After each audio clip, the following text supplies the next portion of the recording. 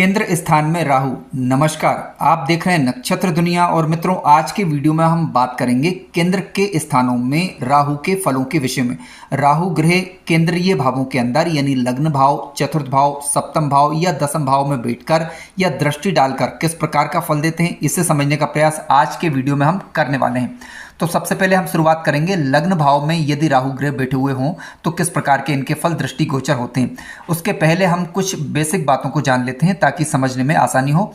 देखिए, राहु ग्रह यदि लग्न में बैठे हुए हों या किसी भी भाव के अंदर बैठे हुए हों तो राशि देख लीजिए। यदि राशि 6 नंबर की राशि आ रही है यानी कन्या राशि यदि आ रही है तो इसका मतलब ये हुआ है कि राहु स्वगृही यहाँ पर माने जाएंगे, क्योंकि कन्या राशि को ये अपनी स्वयं की राशि मानते हैं। सामान्य दृष्टिकोण से यहाँ पर ये अच्छा फल देंगे। इसके अलावा ये मिथुन राशि के अंदर बैठे हुए हों तो मिथुन राशि में ये मित्र ग्रही माने जाएंगे। इसके अलावा यदि यह मिथुन राशि में ये उच्च राशि के भी माने जाते हैं और वृषभ राशि में भी ये उच्च राशि के और साथ साथ मित्र राशि के माने जाएंगे। मत मतांतर के अनुसार वृषभ राशि या मिथुन राशि में राहु ग्रह को उच्च का माना जाता है।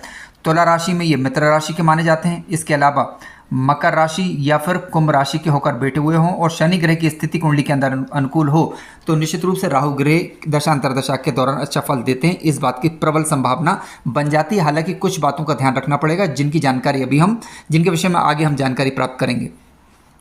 मित्रों, राहु इन्हीं लग्नों के अंदर यानी वृषभ लग्न, तुला लग्न, कन्या लग्न और मिथुन लग्न, मकर लग्न और कुंभ लग्न, इन लग्नों में योग कारक ग्रह बनते हैं। हालांकि किस भाव में और किस राशि में बैठे हुए हैं ये काफ़ी मायने रखेगा। इस बात का जरूर ध्यान रखें और किन ग्रहों का प्रभाव राहु पर पड़ रहा है इसे भी देखना होगा। मित्रों, राहु ग्रह की यदि हम बात करें तो राहु सामान्यतः एक छलावा है, ठीक है। यानी देखिए, अच्छा ग्रह ठीक है, आपको फल अच्छे कर देगा कई बार, लेकिन क्योंकि राहु है तो पापक ग्रह, इस बात को हमें स्वीकार कर लेना चाहिए। अब यदि ये शुभ ग्रहों के साथ में बैठेगा तो शुभ जो ग्रह रहेंगे उनके फलों को तोड़ेगा यानी उन्हें कमजोर करेगा। इसके विपरीत राहु ग्रह के साथ जो शुभ ग्रह बैठा हुआ यदि वह बलवान हुआ तो राहु ग्रह की अशुभता में यहाँ पर कमी आती है। परंतु इसका मतलब ये नहीं कि राहु ग्रह आपकी कुंडली में खराब फल ही देगा। देखिए, योग कारक ग्रह बनकर यदि अच्छे भावों के अंदर बैठे हुए हों तो निश्चित रूप से राहु ग्रह काफ़ी उन्नति जीवन काल के दौरान देते हैं। इसे अभी हम आगे समझने वाले हैं। एक एक भाव को में यानी लग्न, चतुर्थ, सप्तम और दसम भाव में राहु के फलों को भी जानेंगे। राहु ग्रह की यदि हम बात करें तो ये आकस्मिक घटनाओं को दर्शाने वाला ग्रह। इसके अलावा कई बार जो है यदि खराब फल दे रहा हो तो विश्वासघात, षड्यंत्र होना, इस प्रकार की स्थिति को भी ये दर्शाते हैं। ऊपरी वादा होना, ठीक है, या फिर कह सकते हैं जातक पुराने ख्याल का होना, या कह सकते हैं कि जातक जो है नीचे से नियमों को ना मानने, इस प्रकार की स्थिति होना। लेकिन मान लीजिए इसके विपरीत यदि राहु अच्छा फल देने पर उतारू हो जाए तो शोध करने की प्रवृत्ति जातक को देगा। ये जीवन काल में आगे बढ़ने की क्षमता प्रदान करेगा और साम दाम दंड भेद की नीति अपनाकर जातक अपने जीवन काल में सफलता प्राप्त करके ही दम लेता है। इस प्रकार की स्थितियों को भी राहु ग्रह बताते हैं। तो निर्भर करेगा कि राहु किस प्रकार के आपकी कुंडली में है, यानी शुभ स्थिति में है या अशुभ स्थिति में है, तो इनका विचार कर लेना चाहिए। आइए सबसे पहले हम बात करेंगे लग्न में राहु के फलों के विषय में। देखिए, राहु ग्रह यदि लग्न भाव के अंदर स्वगृही होकर, मित्रगृही होकर या उच्च राशि के होकर यदि बैठे हुए हों तो और शुभ ग्रहों के प्रभाव में यदि हैं तो निश्चित रूप से जातक के मन में, जातक के मस्तिष्क में एक कुछ कर गुजरने की क्षमता होती है। यानी साम दाम दंड भेद की नीति अपनाकर वह अपने कार्य को सफल करना ही चाहेगा। तकनीकी रूप से ऐसे जातक माहिर होंगे, टेक्निकल बुद्धि इनकी ज़्यादा कार्य करेगी, यानी जुगाड़ू प्रवृत्ति की आप मान सकते हैं। तो जुगाड़ तोगाड़ करके अपने जीवन में अपने कार्य को तो पूरा करने की क्षमता ये रखते हैं। कई बार धार्मिक आचरण भी ये लोग करेंगे, लेकिन कई बार देखिए धर्म का जो आचरण करेंगे वह धार्मिक का जो दिखावा ही उसे कहा जाएगा। यानी कोई धार्मिक करेंगे लेकिन उस धर्म का भी ये फ़ायदा लेना चाहेंगे, यानी उस धर्म से इनका नाम हो, इन्हें नाम शोहरत मिले, इस प्रकार की इच्छा अभिलाषा इनके मन के अंदर बनी रह सकती है। किस मात्रा में रहेगी डिपेंड करेगा कि ग्रह के पास बल कितना है।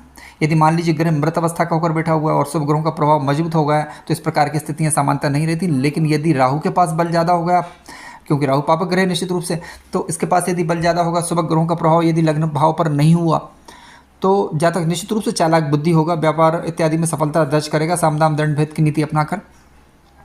मान लीजिए राहु लग्न में बैठे हुए हों और यदि मेष लग्न है आपकी, वृश्चिक लग्न आ रही है, धनु लग्न आ रही है, क्योंकि धनु राशि और वृश्चिक राशि इनकी नीच राशि मानी जाती है, सिंह राशि आ रही है या फिर कर्क राशि आ रही है, क्योंकि सिंह और कर्क इनकी शत्रु राशि मानी जाएगी, मेष राशि भी इनकी शत्रु राशि मानी जाएगी, या मीन राशि के बैठे हुए हों तो राहु यहाँ पर अच्छा फल नहीं देंगे। फिर ऐसी स्थिति में भ्रमात्मक बुद्धि होना, छल कपट से जातक या जातक युक्त रह सकते हैं, सिर दर्द इत्यादि की समस्या रहना, स्वास्थ्य संबंधी समस्याएं पैदा होना, निर्णय क्षमता कमजोर करना कई बार, और व्यर्थ का हट रखना, इस प्रकार की दिक्कतें रहती हैं।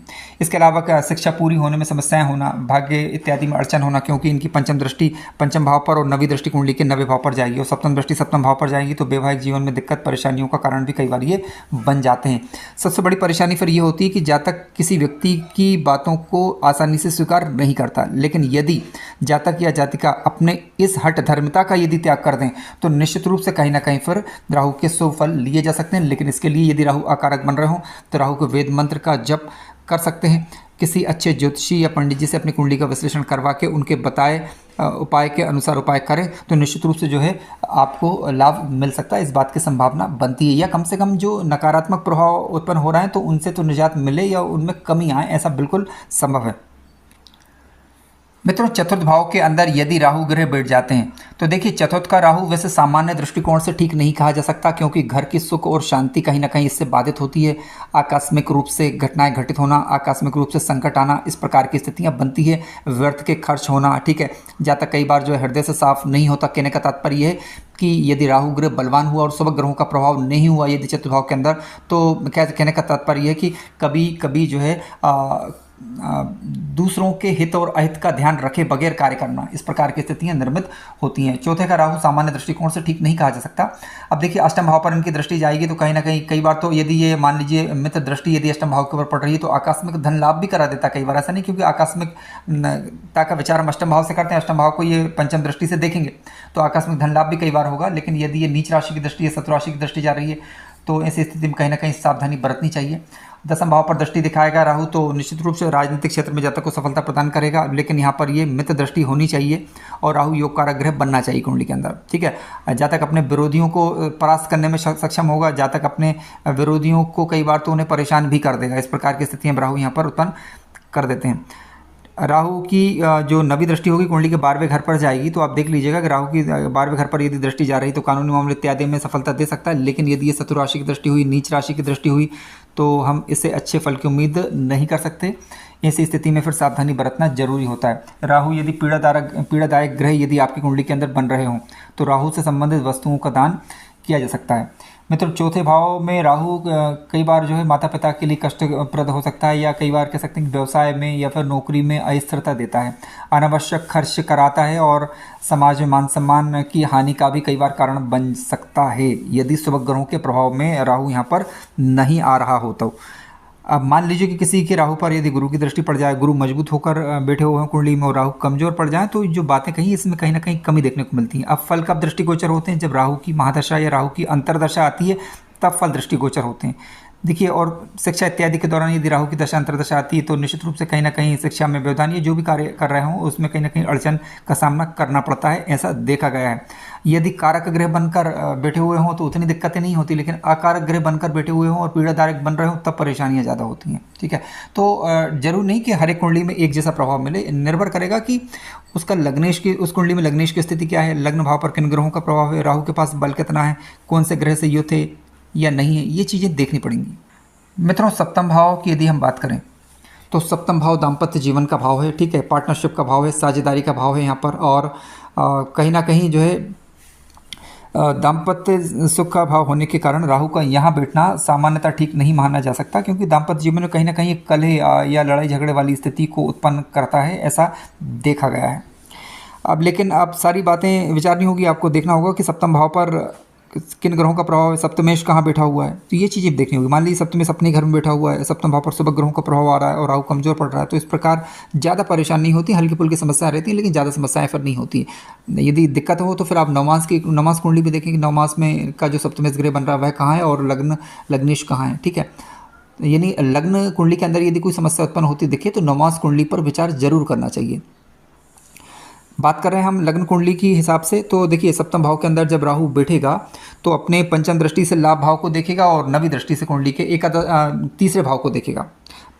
पंचम दृष्टि से एकादश भाव को और अपनी नवी दृष्टि से तीसरे भाव को देखेगा, तो जिसके कारण लाभ के रास्ते कई बार खोलेगा यदि मित्र दृष्टि पड़ रही हो। बड़े भाई बहनों के साथ संबंधों में दिक्कतें आ सकती हैं हालांकि, और लग्न पर दृष्टि दिखाएगा राहु सप्तम दृष्टि से, तो कहीं ना कहीं ये जहाँ तक अपनी बुद्धि का भरपूर इस्तेमाल ना कर पाए कई बार, ठीक है, सुनी सुनी बातों पर विश्वास कर ले, ठीक है, निर्णय क्षमता कमज़ोर पड़ जाए।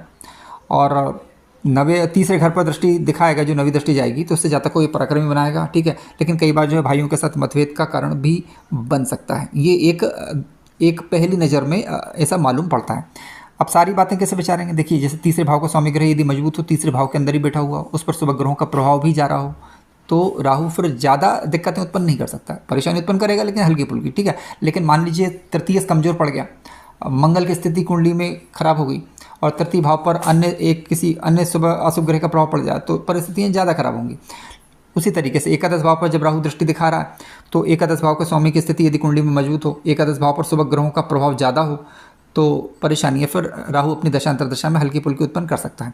लेकिन यदि मान लीजिए कि एकादश भाव का स्वामी कमज़ोर पड़ जाए और किसी अन्य पापक ग्रह का प्रभाव भी एकादश भाव पर पड़ जाए, तो जो कार्य पूरा कर रहा है वह कोई भी कार्य में संलग्न हो उस समय, तो समय विशेष के अंदर तो दिक्कतों का सामना उसे फिर करना पड़ सकता है, यानी अड़चनें आ सकती हैं। ऐसी स्थिति में राहु से संबंधित वस्तुओं का दान किसी अच्छे ज्योतिषी या पंडित जी से सलाह लेने के बाद कर सकते हैं, या उनके बताए उपाय के अनुसार उपाय कर सकते हैं। कई लोगों ने पूर्व के वीडियो में ये शिकायत की है कि आप जो है उपाय नहीं बताते। देखिए किसी भी ग्रह का उपाय करने से पहले सारी स्थितियां जांच लेनी अनिवार्य है। वैसे वेद मंत्र या बीज मंत्र का जप करने में कोई बुराई नहीं, आप कर सकते हैं, लेकिन किसी वस्तु का दान करना हो, कोई विशेष उपाय करना हो तो उसके लिए कुंडली विश्लेषण जरूरी है, क्योंकि एक ग्रह के आधार पर उसके उपाय पूरी तरीके से नहीं बताए जा सकते, क्योंकि अन्य ग्रहों का प्रभाव भी जांचना जरूरी होता है। और ये भी देखना होगा ना कि कुंडली में राहु आपके योग कारक बन रहा है या नहीं बन रहा है। देखिए राहु यदि कुंडली के दसम भाव के अंदर यदि बैठ जाए, तो दसम का राहु यदि मित्रगृही होकर, स्वराशि का होकर या उच्च राशि का होकर बैठा हुआ है। मित्रों आइए अब बात करते हैं दसम भाव के राहु की। देखिए दसम भाव में यदि राहु ग्रह स्वराशि, मित्र राशि या उच्च राशि के होकर यदि बैठ जाएं और मजबूत हो, तो निश्चित रूप से जातक को ये राजनीतिक खिलाड़ी बनाता है। राजनीतिक खिलाड़ी का मतलब है कि राजनीति करने में जातक जातिका माहिर होते हैं। अब जरूर नहीं कि राजनीति के लिए व्यक्ति नेता ही बन जाए। राजनीति का मतलब ये कि कार्य क्षेत्र में जहाँ भी वह कार्य करेगा, जिस कार्य धंधे में होगा, वहाँ पर उसके गुण, यानी उस कार्य को करने का गुण व्यक्ति को अंदर आ जाए। इस प्रकार की राजनीति भी जातक कर सकता है और वास्तविक राजनीति भी कर सकता है यदि अन्य ग्रह सपोर्ट करें तो, ठीक है। राहु यदि मजबूत होकर शुभ स्थिति में यदि बैठा हुआ होगा और योग कारक ग्रह बन रहा होगा तो निश्चित रूप से राजनीति में सफलता ये दे देता है। लेकिन आप ये उम्मीद नहीं कर सकते व्यक्ति से कि व्यक्ति ईमानदारी पूर्वक ही कार्य करेगा, ठीक है। वह साम दाम दंड में सारी नीति अपना सकता है यहाँ पर, क्योंकि राहु एक पापक ग्रह, इस बात को हमें समझना चाहिए। देखिए इसके अलावा राहु तकनीकी क्षेत्रों में सफलता देता है। यहाँ पर कई बार यदि योग कारक ग्रह बन रहा हो तो विदेशी क्षेत्रों से भी या विदेशी स्रोतों से भी कई बार जातक जातिका लाभ कमा पाते हैं। हालांकि माता पिता के साथ कई बार मतभेद की स्थिति करा सकता है और विरोधियों को हराने वाला ऐसा जातक होगा, क्योंकि अपनी नवी दृष्टि से कुंडली के छठे भाव को ये देखेगा। लेकिन अब ध्यान रखें कि ये दृष्टियां काफ़ी महत्वपूर्ण हैं। दृष्टियां जैसे कि पंचम दृष्टि राहु धन भाव पर दिखाएगा, यदि नीच राशि शत्रु राशि की दृष्टि हुई तो धन हानि कराएगा, और यदि मित्र राशि उच्च राशि की दृष्टि हुई तो धन लाभ कराएगा। उसी प्रकार से यदि राहु की सप्तम दृष्टि चतुर्थ भाव पर जा रही, मित्र दृष्टि जा रही है तो भूमि भवन इत्यादि के क्षेत्रों में लाभ देगा। यदि शत्रु दृष्टि या नीच राशि की दृष्टि जा रही तो माता पिता के साथ जो है मतभेद की स्थिति उत्पन्न करेगा। उसी प्रकार से छठे भाव पर राहु की स्थिति जा रही है, यदि ये स्वराशि, मित्र राशि, उच्च राशि की दृष्टि हुई तो विरोधियों को परास्त करने में सक्षम होगा। और इसके अलावा यदि ये नीच राशि, शत्रु राशि की दृष्टि हुई तो जातक के व्यर्थ खर्च होंगे। इसके अलावा धन बचाने में दिक्कतों का सामना से करना पड़ सकता है, कहीं ना कहीं स्वास्थ्य समस्याएं रह सकती हैं। तो हमें समग्र रूप से बातों को विचारना होगा। इसके अलावा मान लीजिए कि दसम भाव के अंदर यदि किसी जातक या जातिका के दसम भाव के अंदर यदि राहु ग्रह बैठे हुए हैं, दसम भाव के अंदर बैठा हुआ राहु, देखिए कार्य क्षेत्र के हिसाब से तो ठीक है, काम धंधों के हिसाब से ठीक है, बशर्ते ही शुभ स्थिति में हो। लेकिन यदि अशुभ स्थिति में आ जाए तो कई बार काम धंधों में अड़चन उत्पन्न करना, या फिर कह सकते हैं कि जिस क्षेत्र में काम कर रहा है वहाँ पर मान अपमान बने रहना, इस प्रकार की स्थितियाँ रह सकती हैं। मित्रों राहु से संबंधित किसी प्रकार की परेशानी हो तो भगवान श्री गणेश की आराधना किसी भी रूप में करें तो निश्चित रूप से राहु के नकारात्मक प्रभाव जो है कम होने लगते हैं। कार्यक्रम ज्ञानवर्धक लगा हो तो लाइक करें, चैनल पर नए हो तो सब्सक्राइब भी करें। धन्यवाद।